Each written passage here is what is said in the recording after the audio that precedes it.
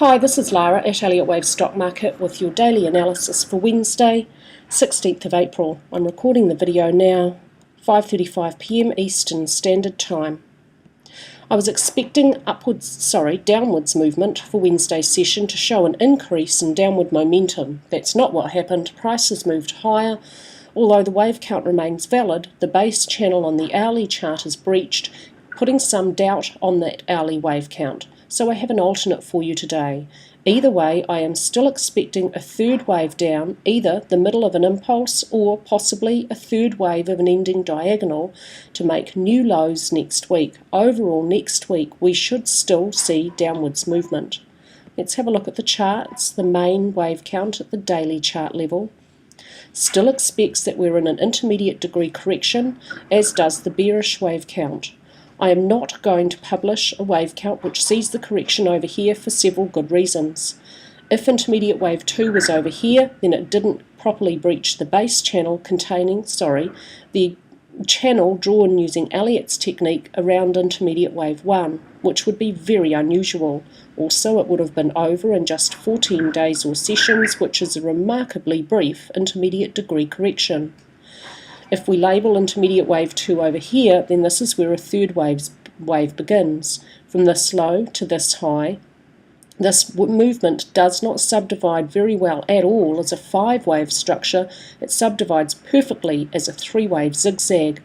So if we have the start of a third wave here, then the first wave within it could be unfolding as a leading diagonal. While leading diagonals aren't rare, they're not exactly very common structures either. So that has a really low probability, and in combination with the other problems with that idea, I'm not going to publish such a wave count. Overall, it has an extremely low probability. So what is much more likely is that we're going to see a 5-wave structure down to complete this intermediate degree correction as an expanded flat, which subdivides 3, 3, 5. It's extremely likely that we're going to see a new low at least slightly beyond this point, so that minor wave C moves beyond the end of A and avoids a truncation and a very rare running flat. That means we're likely to see a breach of the lower edge of the bright aqua blue trend lines. I've drawn these using a classic technical analysis approach. There are clear details in the text article on exactly how to draw them. They have been long held since 2011 and repeatedly tested, so they're really important. We will accept a breach of up to 3% of market value. The lower of the double trend lines has been breached once before by 1.5% of market value in November 2012, so there is a precedent for that. If the breach is more than 3% of market value, then the wave count would be in some doubt. I would then look for the lower edge of the big maroon channel, which is copied over from the monthly chart to provide support for downward movement. If that trend line was breached, then a variation of the bearish wave count may be correct, but we're certainly not there yet. There are 2 possible structures for a C wave. It must subdivide as a 5-wave motive structure, so it could be either an impulse, which is more common, or an ending diagonal, which is a reasonably common structure, and so that's what the alternate hourly wave count will look at today, and that could explain this upwards movement quite nicely. Let's look at the start of minus C. If it's an impulse here, then we have within it 1, 2, and within the third wave 1, 2. This pink channel is a base channel drawn around minute waves 1 and 2. Usually second wave corrections of lower degrees do not breach the base channel around the first and second waves 1 or more degrees higher. So this breach of the base channel puts this wave count in some doubt, and that's why I have the alternate for you. However, it's not too rare. I have seen this happen before within impulses for the S&P, so this wave count is still entirely possible.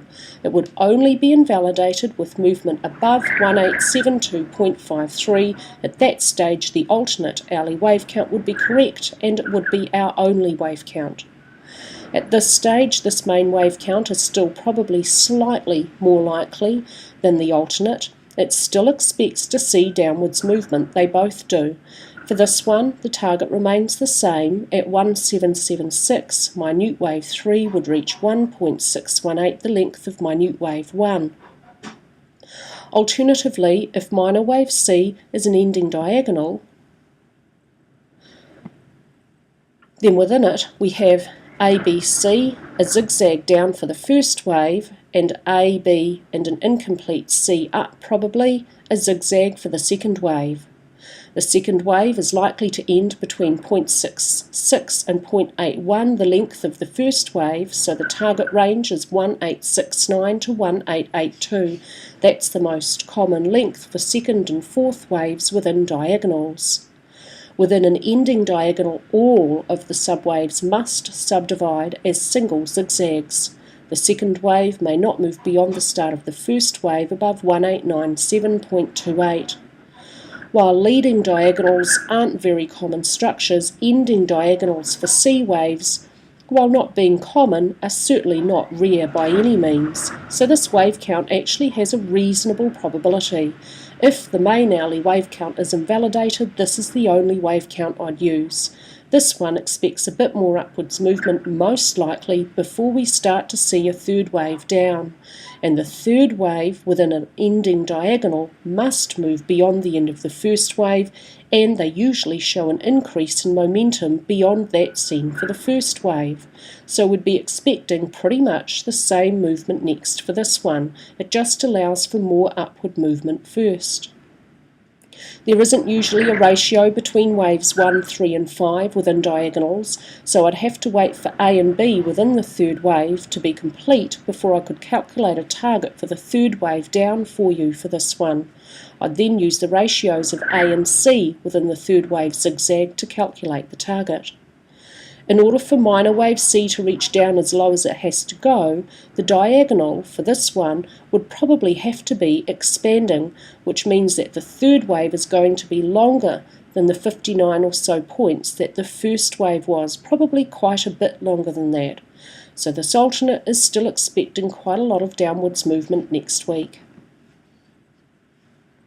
At the daily chart level, the bearish alternate does not diverge from the bullish wave count, and it won't diverge for several months yet. To see the difference between the two, look at the historic analysis for the S&P. That's all for me today with your S&P analysis, and I hope that all our members are looking forward to a fabulous weekend.